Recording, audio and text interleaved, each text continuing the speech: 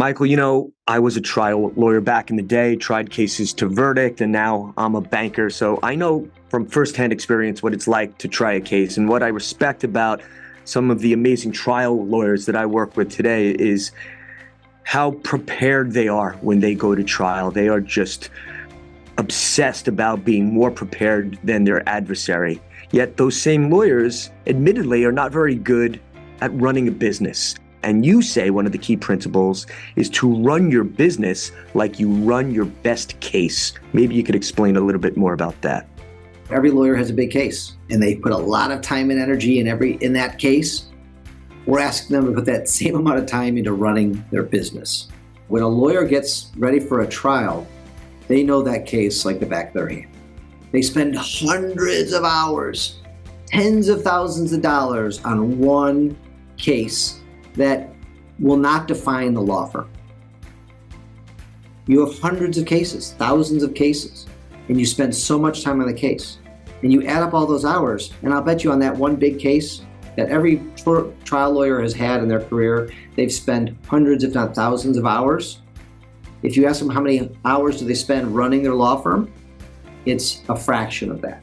If they use a fraction of that amount of time to run their firm the same way, like getting a coach, like setting up jumbotrons, like setting up an executive leadership team, all the things we've been talking about, their business will soar and be so much better and so much more profitable and so much more fun to work at and be at. And just so many people don't give it the time it deserves. And I think when you put it in the analogy you just gave, I think people get it. And they wake up and say, yeah, that doesn't make a lot of sense, that I'll spend more money on one case or more energy and time on one case than I do on running my baby, my firm.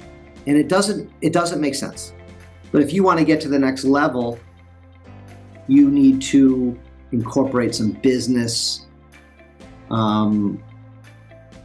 sense, which is what we teach in Fireproof and in our program. One of the best chapters in your book is Cherry Garcia Beats Vanilla. Know your market and stand out. Take us through how you came to that realization and what that's led to in terms of the way you produce commercials, the awards you won, and what the future of Michael Morse Law Firm's commercials will look like. That basically means you want to stand out. You want attention. You need cases. And in your marketing and advertising, you want to be that flavor like Cherry Garcia that everybody's going to remember, unlike vanilla that every lawyer in the country is. So it's a reminder to stand out. I grew up in a pretty heavy advertising town for personal injury commercials. I've been watching my whole life. And they were absolutely god-awful. And if you interview anybody across this great country of ours, they'll tell you that most legal ads suck. Because they do. And what happens is when a new lawyer decides to go on TV, they say, I'm going to be just like them because it must work. It's like a sheep herd mentality, right? And I did that for a minute and a half. And then I realized I hate these commercials. And you think, oh, they're successful. They have cases. He's got a lot of money. They must work. Well, they don't. So I took a piece of paper out and I wrote on one side what I saw in their commercials. Greedy, arrogant, not nice, boring. And on the other side of it, I wrote the opposite, right? I thought, giving back, funny, playful, self-deprecating. And I came up with a team. I have a great team of creative people and advertising, and we came up with some funny spots. Most of my commercials are not standing there asking for the sale. They're because everybody knows what I do. So we make them funny and we make them playful.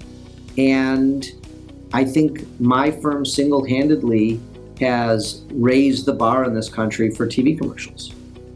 We've won the best 30-second spot the last 5 years running at the National Trial Lawyers Association. And anyway, that's Cherry Garcia. It's memorable. You could taste Cherry Garcia in your mouth right now because you know what it tastes like with the cherry chunks and the chocolate and the ice cream. And vanilla is just, everybody's got vanilla. I like vanilla, but it's just everybody's got vanilla. So I wanted to stand out. So when I go around the country, I ask people to stand out. Do the opposite. Do a judo move on what your competitors are doing, and it freaking works. And so being Cherry Garcia in your community, whoever's watching, who's ever listening is to do it different, stand out, don't do it the same old way, be different, be memorable. We're all fighting for attention. You're not going to get the attention the same old way.